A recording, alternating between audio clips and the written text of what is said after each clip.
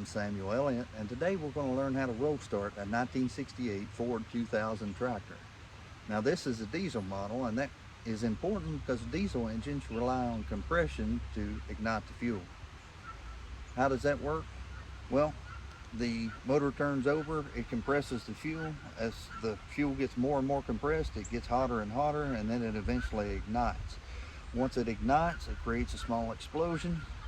It rotates the engine, and then it compresses again, and it's a chain reaction. Once you initiate that chain reaction, it'll keep firing until you shut it off. Now, why would we want to roll start a tractor? Well, in this case in particular, the battery is dead, and the battery can be dead because it just loses voltage, or your generator could be out. That's what's going on with mine, is the generator has died. A generator is like an alternator that charges your battery with the rotation of the motor. They're notorious to go bad on these old tractors, and there's a kit that you can get to actually put an alternator from a car on there. Or your starter could go out, and I have replaced the starter on here.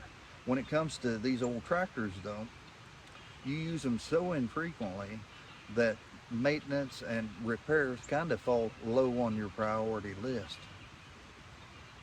So if there's a workaround, it pays to use it. And the workaround that we use around here quite frequently is the roll start. Now we can roll start these old tractors in 3 easy steps. Safety is paramount in all things. These tractors are dangerous pieces of equipment.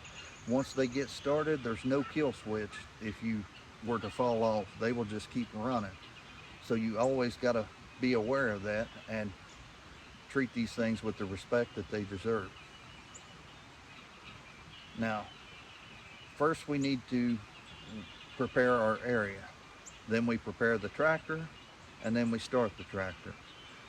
So to prepare our area, we need to make sure that we are on an adequate downhill slope to achieve the momentum that we need to gain the compression that we need to start the engine. We need to make sure that our runway is free of hazards and obstacles. We need to make sure our runway is long enough that we can get the tractor started and still have enough time to either push the brakes and change the gears, or to get turned around in the gear that we're in. Next, we need to prepare the tractor. How do we prepare the tractor? Well, first, we start with the throttle. The throttle needs to be about halfway. That way, once your tractor does start, it's not starved for fuel and doesn't just die again. The second thing we need to do is put your tractor in 7th gear. 7th gear works the best for this because it gives you the amount of compression that you need.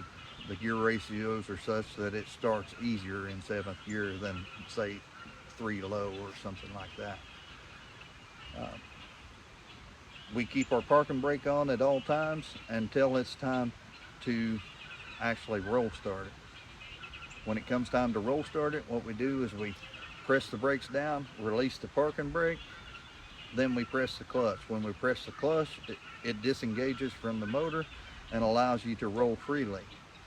Once you're rolling freely and you get enough momentum with this weight of the tractor behind it, then you release that clutch, it engages the gears. As it engages the gears, it turns the motor over, hopefully with enough force to get it started.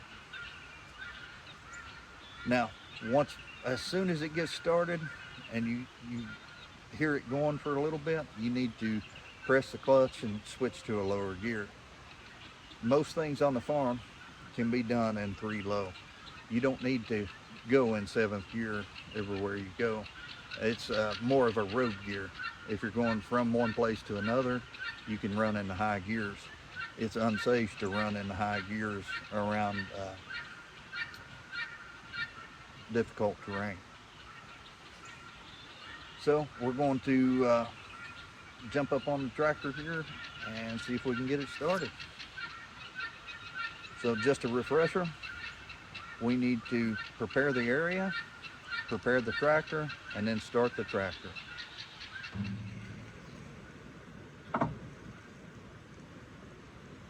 All right, so I've got it in 7th gear. I've got my throttle halfway on, and I've got it, the clutch pushed in.